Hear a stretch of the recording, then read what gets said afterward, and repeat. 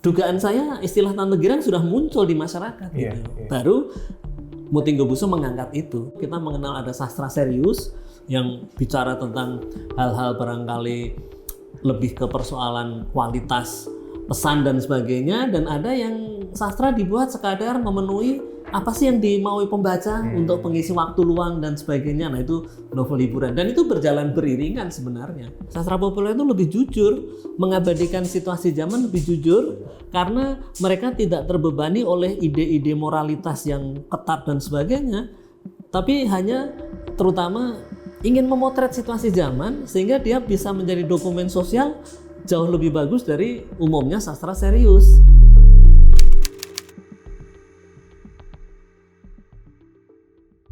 Baik, rekan Historia, kembali lagi di acara Dialog Sejarah. Kali ini bersama saya, Martin. Dan pada sesi kali ini kita akan membincangkan suatu tema yang menarik. Karena kita nggak hanya bahas tentang sejarah, tapi kita membahas tentang sastra yang melahirkan sebuah diksi atau ungkapan yang sangat populer sampai sekarang. Yaitu tentang dari mana sih asal mula istilah Tante Girang. Nah, bersama kita sekarang sudah ada Mas Ibnu Wahyudi. Beliau seorang pengajar penulisan populer dari FIB Universitas Indonesia. Kita akan mengawali perbincangan kita.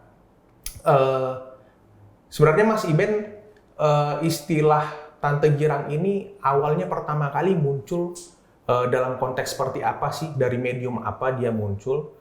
Karena dia menjadi dipakai juga untuk masa sekarang gitu, dan menjelaskan konotasi tertentu ya jadinya. Kira-kira gimana Mas Iben? Ya, jadi kalau mau merunut dari segi sejarahnya, sepanjang yang saya tahu istilah Tante Girang Om Senang itu sudah mulai muncul tahun 60-an 70-an ya. Itu juga lanjutan dari banyaknya majalah tahun 50-an sebenarnya, bukan hanya majalah sastra, bukan hanya masalah budaya, bukan hanya majalah yang serius, tapi juga tahun 50-an tuh muncul majalah-majalah hiburan yang banyak mengeksploitasi persoalan seksualitas dengan lebih berani. Kenapa tahun 50-an situasinya seperti itu? Karena ya setelah kemerdekaan seolah-olah itu kan pintu terbuka untuk mengekspresikan apa saja. Betul.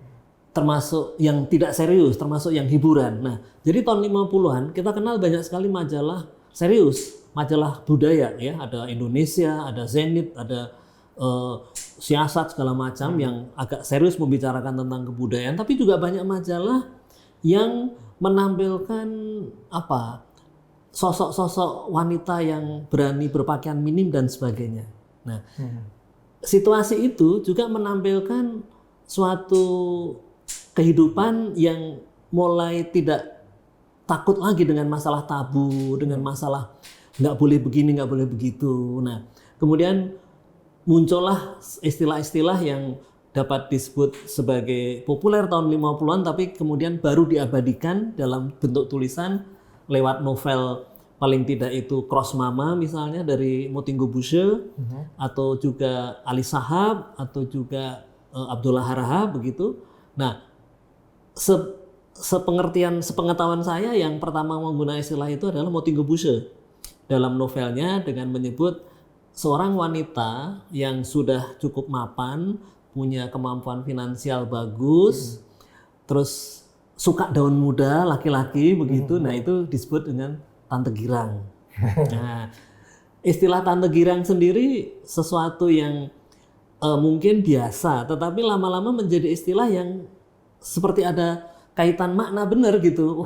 Girang itu nggak sekedar suka gitu, nggak sekedar senang dalam kata arti biasa, tapi girang itu ada sesuatu senang tapi ditambah dengan ekspresi yang apa, bernuansa seksual, bernuansa erotis dan sebagainya. Nah, dengan dimasukkannya istilah Tante Girang dalam karya Mutinggo Buso misalnya, orang kemudian yang tadinya mungkin nggak begitu peduli dengan istilah itu, lama-lama mengetahui, oh ini kalau perempuan yang katakanlah tahun 60-an kan mulai muncul wanita-wanita berpendidikan, suaminya juga berpendidikan, terus suaminya kerja, si wanita itu tidak perlu kerja karena sudah terpenuhi secara ekonomi oleh suaminya, sehingga dia hanya di rumah.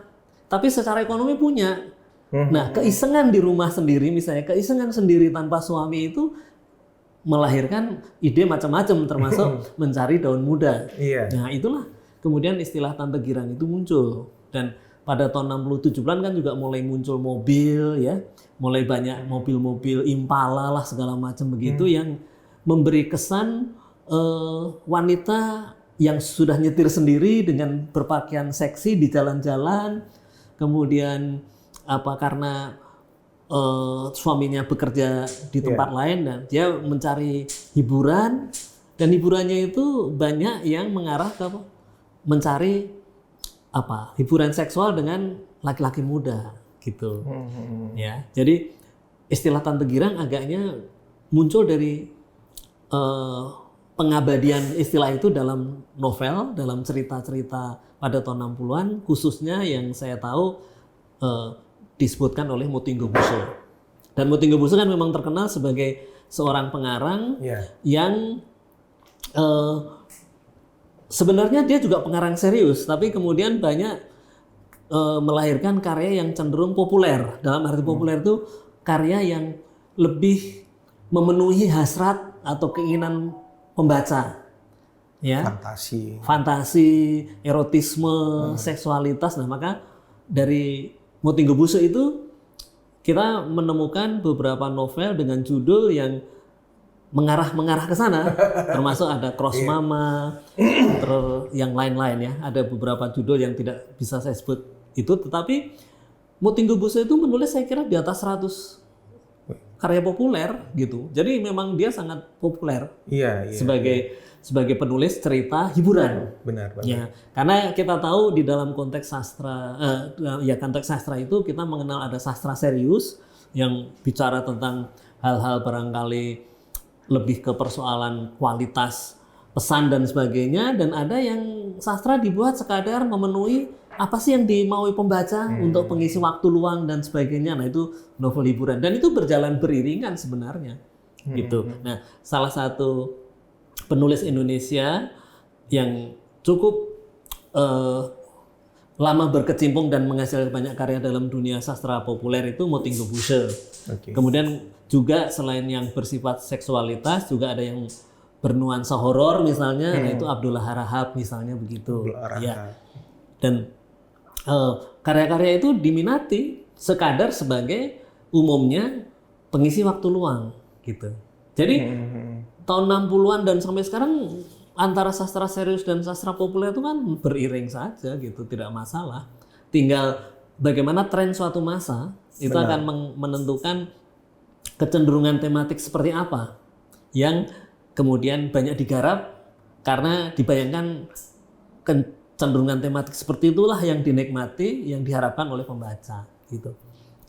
Iya, menarik ya Mas. Saya juga sependapat memang periode 60-70-an, karena saya pernah baca artikel Koran Kompas tahun 67 kalau nggak salah ya.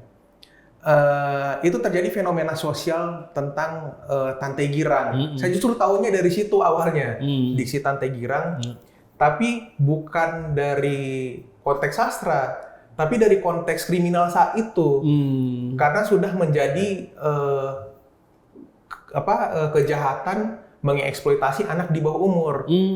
Nah, pada konteks itulah Polwan dikerahkan, mulai naik namanya karena untuk memeriksa kasusnya itu kan berhubungan dengan tadi kan perempuan kan, Tante Girang itu gitu. Tapi yang di bawah umur itu laki-laki atau perempuan? Laki-laki. Oke, karena kalau yang di bawah umur perempuan kan bukan tante. Oke, jadi memang banyak wanita, mungkin bahkan sampai paruh baya, yang mencari hiburan, kesenangan duniawi yang berupa fantasi seksualitas dan dengan mencari anak-anak muda yang bahkan belum 20-an gitu ya. Iya, jadi ketika saya baca artikel itu, loh ini saya pikir menarik, dari mana istilah ini muncul gitu. Ternyata setelah saya riset-riset, ternyata dari karya sastra awalnya. Kalau sekarang kan semacam media sosial ya, Iya. sosmed. Ya kalau dulu dari judul novel, Iya. ya kan, itu bisa jadi marak dan dipakai untuk merekam potret zaman. Ya. Dan sekali lagi dalam konteks sastra populer ya, sastra populer itu lebih jujur, mengabadikan situasi zaman lebih jujur. Benar. Karena mereka tidak terbebani oleh ide-ide moralitas yang ketat dan sebagainya, tapi hanya terutama ingin memotret situasi zaman sehingga dia bisa menjadi dokumen sosial jauh lebih bagus dari umumnya sastra serius gitu. Maka ketika kita membaca sastra populer tahun 60-an, 70-an, termasuk 80-an, 90-an dan sebagainya, kita justru dapat semacam memperoleh gambaran tentang situasi seperti apa yang menjadi tren pada tahun 70-an, kemudian tahun 80-an dan sebagainya. Termasuk yang 70-an itu yang terkenal kan dipakainya bahasa prokem dalam dialog-dialog gitu. Oke. Ya. Dan itu secara tidak sengaja, secara tidak langsung, novel seperti Ali Topan itu sudah merekam bagaimana cara berbahasa anak-anak muda pada waktu itu. Contohnya Mas, biar teman-teman tahu bahasa Ya. prokem itu gimana. Contohnya misalnya seperti anak muda sekarang kan masih kenal dengan istilah nyokap, bokap, spokat, ya, dokat, rokum. Itu di dalam dialog novel Ali Topan misalnya, itu ada dialog ya, saya tidak persis ingat satu persatu, tapi misalnya, lu di rokum nggak gitu ya, di rumah nggak gitu, dijawab, iya ada rokum, nyokap gue nggak ada, aman kok gitu, misalnya seperti itu. Dan itu buat orang-orang tahun 70-an itu mendengar pembicaraan seperti itu tuh nyaman gitu. Sebagaimana anak sekarang juga nyaman dengan istilah-istilah yang barangkali populer zaman sekarang gitu ya. Atau kalau mau agak apa namanya? Agak terarah, ada yang kelompok-kelompok tertentu dengan istilah yang mereka pahami, kelompok lain mereka pakai cara berbahasa yang khas gitu, karena bagaimanapun kelompok-kelompok itu kan memerlukan apa namanya? Komunikasi yang tertutup gitu kan. Nah, tapi kalau bahasa prokem itu sebenarnya bahasa yang sangat wajar pada saat itu, khususnya di Jakarta ya, di metropolitan gitu. Nah, berarti gini Mas, untuk hal-hal yang tabu, sensitif, yang mungkin agak jarang diperbincangkan khalayak, seperti tadi konteks Tante Girang yang kita bahas tadi, sastra bisa membahas dan menembus sekat-sekat itu ya, dan dia menampilkan secara terbuka realitas sosial yang terjadi. Iya. Jadi fungsi sastra atau realitas sastra itu kan memang sebenarnya selain menjadi tempat bagi para pengarang untuk menuangkan gagasan, baik gagasan yang sifatnya itu sangat apa ya, sangat formal, sangat serius, sangat bernuansa religius misalnya, tapi juga kan banyak pengarang yang ingin menampilkan hal-hal yang dia lihat di sekitarnya, kenyataan di sekitarnya, realitas di sekitarnya melalui karya sastra juga, dan itu mampu secara tidak langsung mengabadikan situasi zaman itu, termasuk pilihan kata, termasuk cara mereka itu berkomunikasi, termasuk kemajuan zaman yang terekam pada masa itu dan sebagainya. Misalnya ya, ini novel serius menurut banyak orang, Belenggu misalnya. Secara tidak langsung sudah memberi gambaran kepada kita bahwa pada tahun 30-an itu sudah ada yang namanya telepon.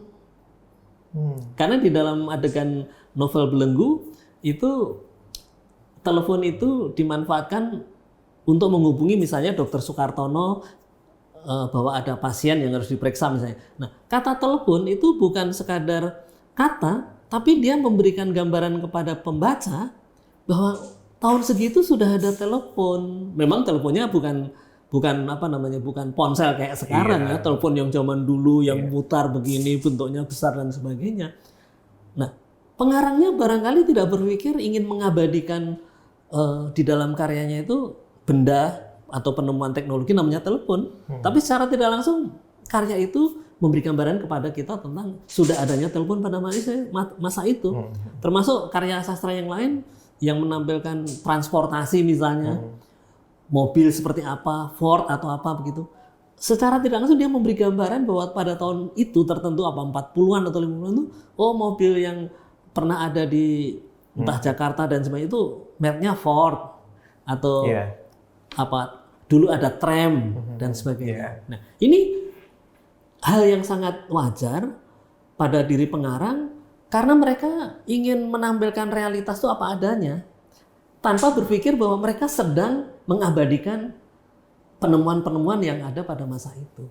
Nah, ini seperti tadi Mas Martin tanya soal bahwa karya sastra itu memang bukan sekadar apa bercerita, tapi mereka karya itu mampu mengabadikan perkembangan zaman, ya. Termasuk kalau kita kembali ke tahun sebelumnya 1800-an, pembuatan jalanan kereta api saja sudah diabadikan oleh pengarang keturunan Cina, ya, dengan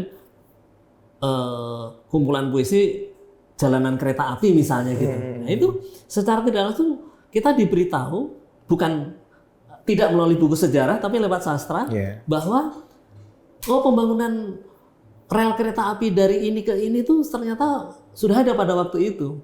Padahal karya itu sebenarnya bukan ingin mewartakan karena bukan berita, tapi ingin bercerita tentang bagaimana pembebasan tanah, bagaimana orang menjadi korban pembangunan itu dan sebagainya.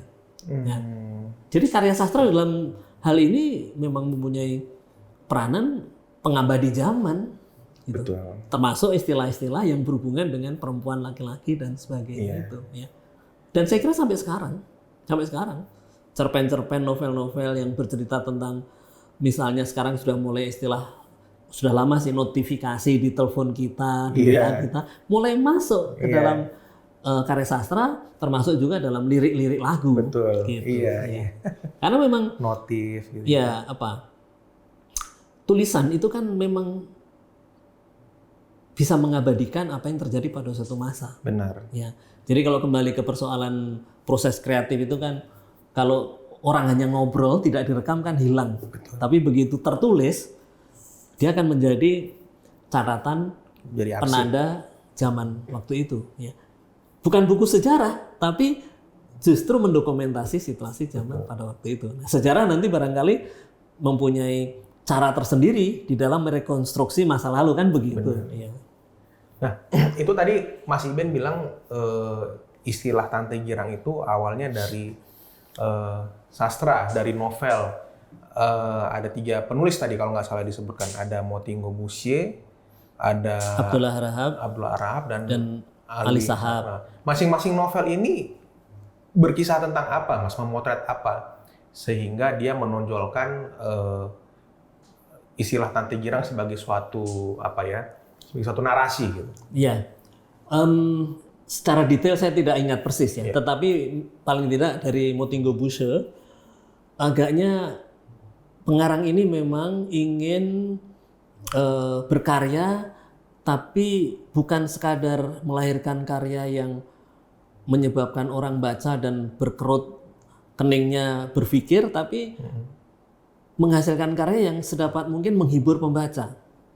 Nah, supaya karyanya itu dibaca, yang ditampilkan tentu adalah hal-hal yang secara umum itu menarik perhatian siapa saja, yaitu masalah-masalah yang berhubungan dengan erotisme, berhubungan dengan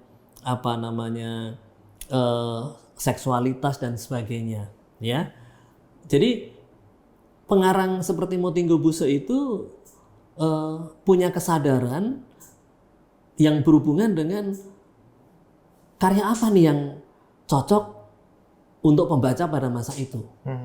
Karya apa nih yang kira-kira akan digemari oleh pembaca pada masa itu, karena Motingo Boussier bagaimanapun dapat kita kelompokkan ke dalam penulis sastra populer, bukan penulis sastra serius seperti misalnya Muchtar Lubis dan sebagainya begitu. Nah, ini soal pilihan saja, kita tidak bicara baik benar, tapi kita bicara tentang bagaimana karya yang didekati atau digarap secara populer itu barangkali secara kualitas kalah dengan novel-novelnya Pramudia, dengan novelnya Muchtar Lubis dan sebagainya. Tapi secara sosiologis dia lebih kuat karena mampu mendokumentasi situasi zaman jauh lebih jujur gitu loh.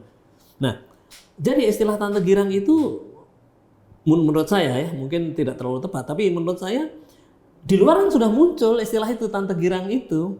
Lalu diabadikanlah oleh Motinggo Buse menjadi bagian dari karyanya. Dugaan saya istilah Tante Girang sudah muncul di masyarakat gitu. Baru Motinggo Buse mengangkat itu. Jadi rasanya bukan ditampilkan dulu oleh Motinggo Buse baru terkenal di luar, bukan. Tapi sudah populer dulu baru diangkat. Sama dengan misalnya Sugar Daddy atau Sugar Mommy sekarang ini. Kan udah pada tahu kan? Iya. Apalagi dengan kenyataan bahwa banyak perempuan muda, gadis-gadis itu banyak yang terus terang kan berbicara, mengatakan lebih seneng ya, lebih enak ya sama Sugar Daddy gitu daripada dengan teman sebaya yang secara ekonomi misalnya nggak bisa memenuhi. Dengan Sugar Daddy ini dapat tunjangan finansial lebih banyak walaupun mungkin tidak bisa terang-terangan, harus sembunyi-sembunyi begitu misalnya. Nah, kalau itu kemudian ada yang mengabadikan menjadi satu cerita, artinya realitas yang sudah ada di luar itu sendiri kan diabadikan oleh pengarang. Saya kurang tahu siapa pengarang sekarang yang misalnya dalam novelnya menyebut Sugar Daddy, saya kurang tahu sekarang ini. Tapi istilah itu kan sudah banyak muncul di luaran. Dan itu adalah fenomena sosial yang biasa dimanapun, di kota-kota besar maupun saya kira di desa-desa. Karena realitas sosial bahwa banyak gadis yang sepertinya sekarang ini kita bisa lihat lewat TikTok, bisa lihat lewat Instagram dan sebagainya itu sering terus terang mengatakan kan lebih senang menjalin hubungan dengan lelaki lebih tua umurnya, entah 10-20 tahun, tapi lebih mapan. Bisa membelikan misalnya iPhone 17 Pro misalnya dan sebagainya. Yang memprovide ya. Ya, memprovide macam-macam begitu tanpa misalnya dengan hubungan tanpa status dan sebagainya. Iya. Nah, itu realitas yang kemungkinan kalau nanti diabadikan menjadi tulisan itu mengabadikan realitas tahun 2000-an sekian gitu. Termasuk bahasa-bahasanya. Menarik nih. Nah, kalau di lini masa saya ini Mas, istilah Tante Girang ini dulu saya tahu waktu saya SMP tuh tahun awal-awal 2000-an. Karena dia sering dipakai sebagai bahan pemberitaan di koran-koran lampu merah gitu ya, koran-koran yang muatan utamanya itu berita-berita kriminal gitu, tahun-tahun 2000-an awal. Jadi kadang jadi ngeledek-ledekan juga tuh kita, Tante Girang gitu kan, untuk menyatakan perempuan yang punya birahi atau nafsu syahwat. Kalau di lini masanya Mas Iben itu kapan istilah ini viral atau dia ups and down atau? Ya kalau yang saya ketahui memang tahun 60-70-an itu istilah itu sudah ada dan sebenarnya sampai sekarang juga istilah tante yang digabungkan dengan kata girang, om yang digabungkan dengan kata senang itu ada efek agak peyoratif, mengurangi maknanya. Yang tante seharusnya netral. Jadi orang nggak mau dibilang tante. Iya, om yang harusnya netral. Misalnya kalau kita nggak kenal, seseorang nggak kenal, melihat ada laki-laki paruh baya, mau panggil bapak kok nggak enak, om lebih cocok. Nah, dia panggil om. Dan itu netral saja sebenarnya. Tapi begitu dilabeli, diberi label ada senang dan girang di belakangnya, lalu seolah-olah istilah om yang netral, istilah tante yang netral tadi kebawa bahwa semua istilah om dan tante itu berhubungan dengan masalah makna yang negatif gitu. Nah ini dari segi bahasa terjadi hal seperti itu gitu loh. Tapi kalau dari yang saya ketahui tahun 60-an dan sebagainya, tante sendiri netral. Tapi begitu diikuti dengan girang itu memang kesannya seolah-olah tante seorang wanita dengan rambut biasanya disasap pada waktu itu disasap dengan agak ini bajunya nggak terbuka banget ya model zaman dulu ya dengan rok yang macam-macam dan sebagainya itu itu tante girang gitu. Nah padahal belum tentu dia tante girang sebenarnya gitu. Nah ini adalah suatu vonis yang belum tentu benar tapi itu adalah fenomena sosial yang terjadi pada waktu itu. Nah, sekarang barangkali di TikTok dan sebagainya banyak yang muncul seperti itu. Banyak sekali kan yang anak muda yang dengan seorang wanita jauh lebih tua, kemudian mereka ngobrol bercanda, terus misalnya diledek, terus yang perempuan lebih tua tadi dengan pakaian agak seksi, supaya anak mudanya itu diam, diambil uang 50-an atau 100-an ribu, dipukul-pukulin, terus kemudian si cowoknya itu ngeledek lagi, keluar lagi, bisa sampai dapat 1-2 juta dan sebagainya misalnya. Nah, itu banyak ditampilkan di TikTok. Tapi barangkali hanya sekadar konten gitu loh. Cuma jangan-jangan di dalam realitas ada. Nah, bedanya kalau dalam sastra kan tertulis, kalau dalam TikTok kan lebih ke visual gitu kan. Nah, jadi kalau sastra benar-benar bisa mengabadikan dan dibaca oleh orang mungkin 20, 30, 50 tahun nanti. Kalau TikTok barangkali tidak tidak selama itu, dan mungkin orang karena banjir TikTok kan tiap hari muncul segala macam itu, sehingga berbeda dengan kalau itu berupa karya sastra gitu ya. Meskipun barangkali kita masih bisa 10 tahun lagi nanti buka TikTok tahun ini mungkin masih bisa, tapi saya kira kok kebiasaan untuk melihat lagi TikTok lama dan sebagainya itu kok tidak seperti kalau kita membaca novel lama gitu. Novel lama masih ada bukunya, masih bisa kita baca. Kalau TikTok atau Instagram dan sebagainya kemungkinan masih bisa, tapi orang cenderung akan lihat yang baru karena apa? Karena banjir media digital seperti itu luar biasa. Sosial media. Nah, saya tadi setuju sama statementnya Mas Iben bahwa ada sebenarnya istilah-istilah lain yang semakna dengan Tante Girang. Tapi istilah ini lebih istilahnya ya? Lebih berpengaruh gitu. Bahkan menjadi definisi juga sampai zaman sekarang gitu. Dan dia mempengaruhi ke bidang-bidang lain gitu, Mas. Jadi misalkan dia berangkat dari realitas sosial, direkam oleh sastra, dan kemudian tuh bisa berimbas ke masalah sosial, ke masalah hukum, bahkan ke masalah psikologi, Mas. Saya baca koran-koran zaman dulu kan, masalah Tante Girang ini juga masuk di rubrik psikologi, Mas, gitu kan. Kalau di koran dulu, orang kalau konsultasi ada rubrik psikologinya gitu. Dan dia juga melahirkan diksi-diksi yang lain, Mas. Soal Tante Girang, kemudian ada nanti Om Senang, kemudian nanti ada istilah ini juga, Mas, untuk laki-laki yang menjadi pasangan atau bangsa Tante Girang itu melahirkan istilah ini. LTS, laki-laki tuna susila.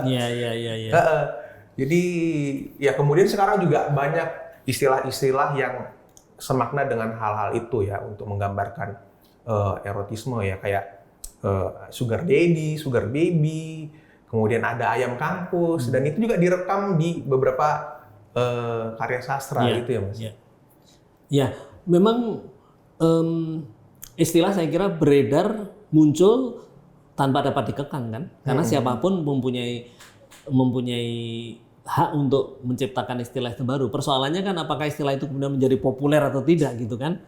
Kalau tadi disebutkan ada Tante Girang, ada Om Senang, ada ayam kampus, ada sugar baby, ada sugar daddy, itu memang istilah-istilah yang populer, bahkan kemudian muncul singkatannya atau akronimnya, ada Sudet, udah tahu Sudet. Sekarang juga ada istilah saya lupa ya istilah adalah pokoknya untuk laki-laki gigolo. Bukan gigolo, lain lagi. Laki-laki sudah paruh baya tapi secara ekonomi mapan dan sebagainya. Ya. Saya lupa istilahnya apa, ada itu. Dan kalau kita cari dari internet gitu, memang itu kadang-kadang terekam oleh kamus-kamus anak muda sekarang ya, termasuk Jamet misalnya gitu kan, Jawa Metal gitu ya, dan sebagainya. Nah, istilah begitu tuh kadang-kadang ada yang abadi seperti Tante Girang, Om Senang, tapi ada yang muncul sebentar hilang. Itu fenomena bahasa yang biasa saja. Seperti kita tahu waktu itu ada Cius ya, Miapa, sebentar saja juga hilang gitu, diganti oleh lain, Bokem ya, bocah kematian misalnya dan sebagainya, itu muncul ya, yang orang belum sempat tahu ini maksudnya apa bokem. Iya. Tahu-tahu udah hilang diganti istilah lain dan itu cepat sekali. Terutama dalam media-media digital ya. Yang agak bertahan lama nih sekarang FOMO bertahan lama nih. FOMO, YOLO muncul YOLO ya. FOMO dan nah, orang belum sampai paham tentang istilah itu dengan baik, sudah diganti oleh istilah baru. Ini yang sekarang fenomena kebahasaan seperti itu. Nah, dalam konteks yang berhubungan dengan seksualitas tadi, agaknya Tante Girang muncul lagi sekarang ini, gitu kan? Termasuk Om Senang sebagai padanan untuk sugar daddy sama sugar mommy, gitu. Sepertinya seperti itu. Nah, sugar baby, saya nggak tahu istilahnya apa ya. Anak muda perempuan yang seolah-olah sangat menikmati hubungan dengan sugar daddy itu, saya nggak tahu istilahnya apa, tapi yang umum biasanya disebut sugar baby gitu ya. Nah, mungkin ada di beberapa daerah, mungkin ada karena ini fenomena sosial yang berhubungan dengan linguistik dan kadang-kadang kata daerah masuk ke situ, situ ya.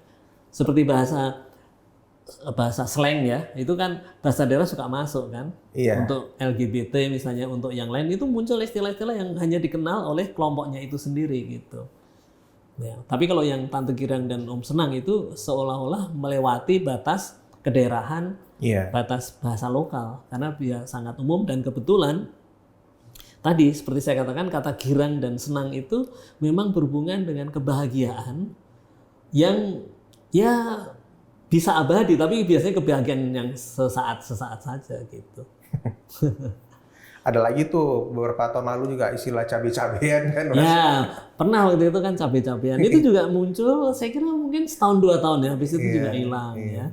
Belum sempat orang tahu kok kenapa cabe gitu ya. Dan ya bocil itu sudah punya konotasi khusus sekarang itu bocil ya.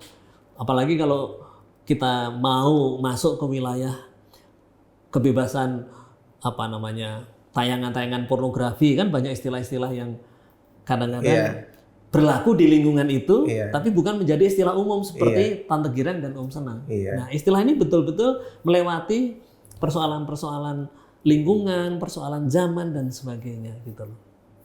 Nah, istilah-istilah ini kan bisa terungkap secara gamblang gitu lewat medium sastra, medium novel, ya kan?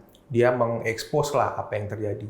Tapi bisa nggak Mas sastra juga menjadi medium edukasi untuk menjelaskan fenomena sosial ini?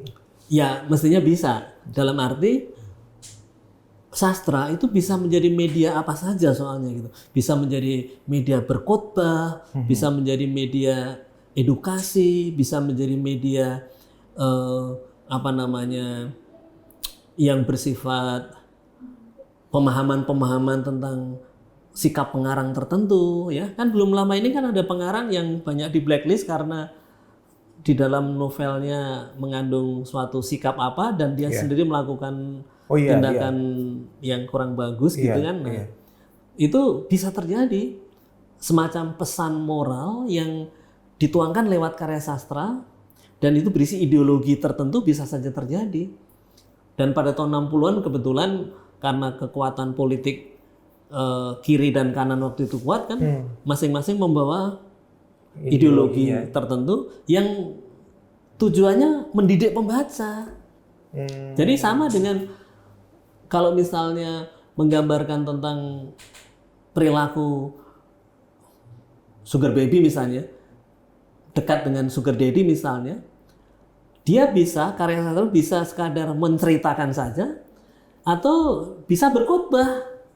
Ceritanya seperti itu nanti ditunjukkan bahwa ini bertentangan dengan apa, benar. Tergantung pengarangnya. Tergantung pengarang membuat jalannya cerita ya. Dan bersikap seperti apa pengarangnya? Bersikap moralistis atau bersikap ekonomis. Kalau bersikap ekonomis barangkali yang menjual saja yang kira-kira akan menarik perhatian orang dan pada beli. Tapi kalau bersikap moralitis nanti cenderung khotbah gitu kan. Nah, kembali ke pengarang, setiap pengarang punya keterampilan yang berbeda-beda gitu loh. Ada yang menampilkan temanya itu secara implisit, secara tersirat atau yang secara tersurat. Nah, kalau tersurat ya barangkali lebih ke khotbah gitu. Tapi tidak semua orang suka khotbah, tapi tidak berarti tidak ada yang suka khotbah, banyak.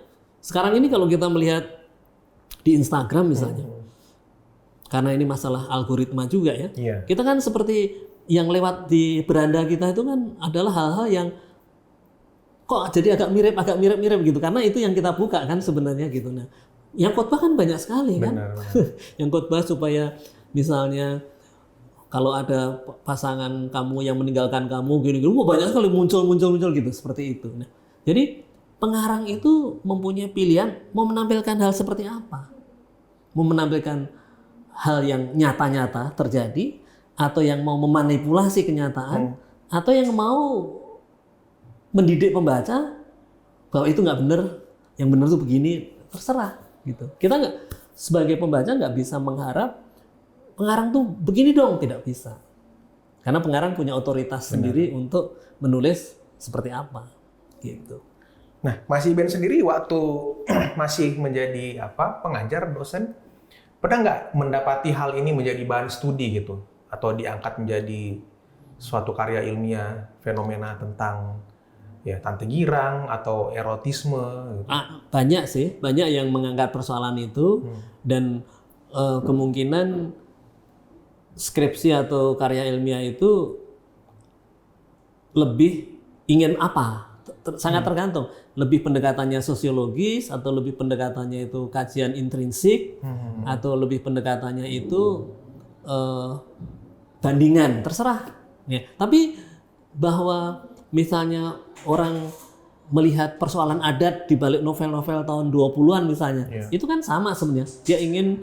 Orang itu ingin melihat kenapa persoalan adat ini muncul banyak pada tahun 20-an, tahun Balai Pustaka dan sebagainya. Kenapa tahun 90-an lebih banyak, atau sejak reformasi mulai banyak kebebasan untuk mengekspresikan hubungan-hubungan yang dulu dianggap tabu gitu. Banyak yang berpikir dan menganalisis seperti itu, banyak. Memang jatuhnya lebih kepada tugas ilmiah yang selesai. Kalau skripsi itu selesai gitu. Yang efeknya kepada pembaca luas itu tidak terlalu banyak juga gitu. Kecuali karya ilmiah atau skripsi itu diabadikan menjadi buku dan diterbitkan. Nah, itu tapi jumlahnya kan sangat sedikit. Skripsi yang diterbitkan itu sangat sedikit. Lebih banyak skripsi itu tersimpan di perpustakaan. Ya, tapi kalau isu ini dijadikan sebuah bahan studi bisa ya, Mas ya? Bisa, apa saja bisa jadi bahan studi. Iya. Tentang misalnya ya fenomena Tante Girang dalam novel-novel Indonesia tahun ini bisa, kenapa tidak? Persoalannya kan yang mau melakukan studi itu punya minat atau tertarik dengan persoalan itu atau tidak gitu loh. Karena dia tidak hanya cukup tertarik, tapi dia juga harus riset kan. Benar. Bagaimana latar sosial pada saat novel itu dibuat dan seterusnya gitu. Nah, ini kita nggak bisa memaksakan, kecuali ada mahasiswa yang mau nulis skripsi bingung, lalu dosennya bimbing, nulis ini aja deh, gitu ya. Misalnya saja contoh novel Saman misalnya, ya, Ayu Tami. Mau dilihat dari sudut mana apa saja kan bisa. Kalau dia mau lihat dari sudut bagian-bagian tertentu yang mengarah ke seksualitas juga bisa. Gitu loh. Jadi sangat tergantung dari perhatian seseorang ketika mau nulis skripsi itu mau apa. Mau secara intrinsik, ekstrinsik, bandingan, sosiologis sangat banyak. Kesetaraan gender segala macam. Nah, dalam konteks seperti ini pertanyaannya bukan bisa nggak, tapi berminat nggak menulis yang berhubungan dengan hal itu. Karena mungkin berminat tapi barangkali tidak punya pengetahuan, ya buat apa gitu loh. Jadi kalau dikaitkan dengan karya yang mungkin kajian gitu ya, apa saja bisa dikaji. Tinggal bagaimana si mahasiswa itu punya perhatian atau tidak tentang persoalan itu. Karena kita bicara tentang Tante Girang, kan nggak semua orang tertarik ngomongin Tante Girang. Mungkin yang tertarik karena barangkali di sekitarnya ada, setiap hari ketemu, misalnya begitu, itu bisa gitu. Ada pengalaman personal. Tetangganya misalnya seperti itu, banyak sekali yang artinya kalau pertanyaan bisa nggak mungkin tidak dianalisis, mungkin, semuanya mungkin. Cuma kan tadi peran si penganalisis ini sendirilah yang ada gitu. Kalau dia tidak tertarik, padahal banyak sekali tulisan mengenai Tante Girang, ya mungkin nggak akan nulis tentang Tante Girang gitu. Ini mungkin terakhir dari saya. Ini kan diksi atau ungkapan Tante Girang ini kan antara dua nih Mas. Dia bahasa yang populer lewat novel, kemudian dia diksi yang juga menjadi bahasa sosial juga gitu. Menjadi kosakata apa ya? Menjadi kosakata yang sehari-hari diungkapkan juga gitu. Nah, kalau Mas Iben memandangnya gimana? Karena tadi ada peyorasi juga terhadap makna ini. Apakah diksi ini biarkan saja dia menjadi bahasa dalam lingkup sastra, atau bagaimana kalau dia merembet ke dalam konteks kosakata yang digunakan secara publik? Kalau saya melihatnya dari dinamika berbahasa ya, kita biarkan saja istilah itu muncul di masyarakat dan sebagainya dengan pasangan kata tadi Tante Girang atau Om Senang yang mencitrakan satu pemaknaan yang katakanlah tidak positif gitu, baik yang Tante Girang maupun Om Senang. Tapi ketika Tante dan Om itu sendiri dipisahkan dari itu, ya dia tetap punya hak untuk punya makna netral gitu loh. Dan itu saya kira pembaca maupun kita paham kok soal itu kan. Ketika dia mendengar atau membaca kata Tante Girang, asosiasi dia kan langsung tertuju pada sosok wanita yang seperti apa. Ketika membaca Om Senang, bayangan dia itu tentang laki-laki seperti apa gitu. Dan apakah ketika hanya membaca Tante dan Om, bayangan itu muncul? Saya kira kok tidak. Jadi tidak perlu takut bahwa munculnya istilah Tante Girang atau Om Senang akan menurunkan makna Tante dan Om. Gitu. Karena konteks juga nanti akan menentukan. Ketika seseorang bicara tentang itu om gue misalnya, tidak ada nada negatif kan? Sama dengan itu tante gue kok, nggak ada nada negatif gitu ya. Kecuali itu Tante Girang gue, itu akan beda sekali gitu. Jadi makanya gabungan kata itu dan konteks itu yang akan menyebabkan pikiran kita itu diarahkan kepada makna negatif atau tidak. Makna peyoratif atau tidak, makna yang merendahkan atau tidak gitu. Dan ini bahasa seperti itu, bahkan istilah yang mungkin tabu saja di satu tempat tetap jalan. Seperti mohon maaf, kata memek di Aceh itu nama makanan. Iya, nggak apa-apa. Konteksnya konteks sana. Jangan konteks itu dilepaskan terus dibawa ke Jakarta misalnya. Wah, memek itu enak, lain lagi maknanya gitu kan. Gitu. Nah, ini sama dengan kata momok sebenarnya. Dulu kata momok masyarakat, momok itu juga tabu sebenarnya. Tapi karena dipakai berulang, hilang pengertian tabunya. Momok itu kan juga di dalam masyarakat Sunda beberapa kan memaknainya sebagai kelamin perempuan juga gitu. Nah, ini realitas gitu yang tidak langsung harus kita kita vonis gitu.